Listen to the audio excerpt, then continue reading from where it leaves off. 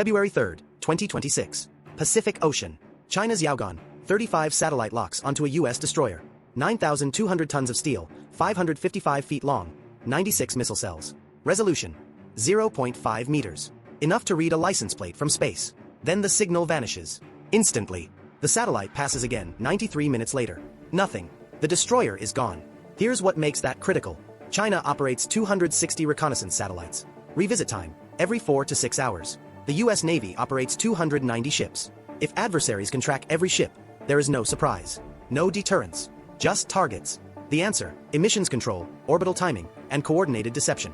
The Navy isn't hiding ships. They're making satellites see what doesn't exist and miss what does. If you want to understand how this works, type invisible in the comments. The threat: 030 to 130. 3 satellite types watch the oceans. Electro-optical, high-resolution cameras. China's Gaofen series, 0.5 meter resolution. Limitation: needs sunlight, can't see through clouds. Synthetic aperture radar, SAR. These are the game changers. They see through clouds, darkness, any weather. China's Yaogan constellation. Russia's Condor. They detect metal, movement, even the wake a ship leaves behind. Electronic intelligence satellites. ELINT. They don't take pictures. They listen. Every radar pulse, every radio transmission, intercepted from 300 miles up.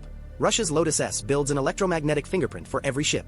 The operational reality: by 2028, China will achieve persistent surveillance of the Western Pacific. Every ship, tracked in real time, all day. The Navy had to respond. EMCON. Going dark, 1:30 to 3:30. EMCON stands for Emissions Control. Most channels say ships go dark and stop there. Here's how it actually works. EMCON Level 5. Maximum restriction. Every radio frequency emission ceases. Air search radars, off. Surface search radars, off. Fire control, off. Navigation radar, off. All radio communications, off. No satellite uplinks. No GPS transmissions. Only reception. Even the IFF transponder goes silent. An Arleigh Burke destroyer under EMCON 5. The N/Spy 6 radar, capable of tracking 1,000 targets at 400 miles, completely silent. The ship navigates using passive sensors only. Electronic support measures that listen but don't transmit. Cameras, infrared, inertial navigation, electromagnetically invisible. But here's the cost. Without active radar, detection range drops from 400 miles to maybe 30. The crew operates blind. This creates a dilemma: stay hidden but vulnerable, or emit and reveal position. Enter cooperative engagement capability, CEC. One ship on the periphery operates radar normally. It becomes the emitter, sees everything, shares data via satellite to other ships under EMCON. They receive the full tactical picture without transmitting. They can even fire missiles at targets their own radars never detected. One ship takes the risk. The others remain hidden but fully capable. This is coordinated signature management. Beating SAR satellites, 3:30 to 5 o'clock. EMCON defeats ELINT.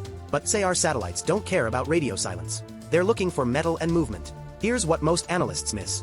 SAR provides periodic snapshots, not continuous coverage. Yaogan, 35 orbits every 93 minutes. Any ocean point gets imaged every 6 hours. Those 6 hours are the window. The Navy doesn't try to be invisible during the snapshot. They're somewhere else when it happens. This is predictive orbit analysis. Every satellite's trajectory is public, published by the Space Force. With that data, you calculate exactly when satellites will be overhead. Then you exploit the gaps. Real example: a ship needs to move 300 miles. Satellite coverage at 0300, 0900, 1500, 2100. The ship waits. At 0330, it sprints at 30 plus knots. By 0830, it's covered 150 miles. It stops, drifts at 5 knots. The 0900 pass captures low speed, routine operations. At 0930, sprint again. By 1430, mission complete. From the adversary's view, 3 snapshots showing slow, predictable transit. They don't see the sprints. The ship appears routine when it's actually maneuvering aggressively. Plus environmental exploitation. High sea states create radar clutter. SAR effectiveness drops 30 to 40% in heavy seas. The Navy operates in storm systems that commercial shipping avoids. Weather becomes camouflage. Deception. Decoys and ghosts, 5 to 6:30. The Navy doesn't just hide. They deceive. Nulka active decoy. A rocket-propelled hovering decoy that emits radar signals mimicking a warship. From a satellite's view, the decoy looks like a ship. The real ship, under EMCON, is silent. Satellite logs a destroyer at location A. The actual destroyer is 10 miles away, invisible. Commercial shipping as cover. Navy ships can spoof AIS, the automatic identification system. They transmit false data appearing as a container ship. A guided missile cruiser squawks as the MV Pacific Harmony, 40,000 tons, Los Angeles to Yokohama. Satellite confirms a large vessel. Everything matches. Except it's a warship. The inverse: unmanned surface vessels, 40-foot boats broadcasting the signature of a 9,000-ton destroyer. They sail predictable patterns. Satellites detect them. Adversaries track them. Resources get allocated. Meanwhile, the actual destroyer is 500 miles away. The decoy absorbed the surveillance. The real asset remained undetected. Then submarines. 68 nuclear attack submarines. Satellites cannot see underwater. No emissions, no visual signature, no radar return. In a Taiwan crisis, China can track the carrier strike group, but they cannot track the 3 Virginia-class subs in the same area. That uncertainty forces them to defend against threats they can't locate.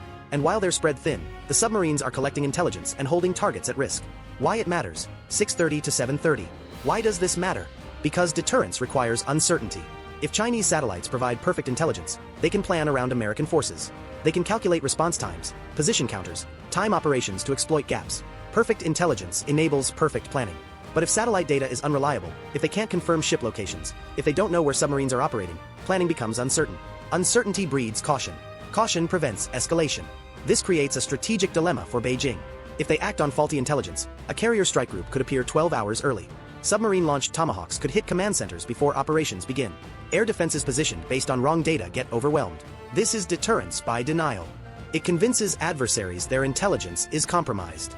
It forces them to assume American forces are more capable and better positioned than satellites confirm. Satellite coverage becomes a liability because the data cannot be trusted. Doubt creates hesitation.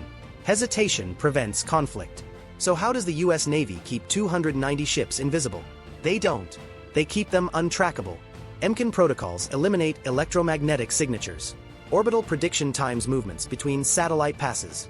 Decoys create false targets. Submarines operate beyond satellite reach. They dominate the information domain not by preventing collection, but by controlling what gets collected. The next time you see satellite imagery, remember this. The ships that matter, you're not seeing them. Not because they're invisible, because you're looking at the wrong data at the wrong time. And that information advantage keeps 50,000 commercial ships moving safely through international waters every day. It's not luck. It's 400,000 Americans executing signature management protocols and operating the most sophisticated naval deception architecture ever built, all to maintain strategic ambiguity. That is the American guarantee. Presence is deterrence. Uncertainty is strength. And the US Navy is the reason satellites don't tell the whole story. If this gave you a new perspective on naval information warfare, you belong here. Hit subscribe.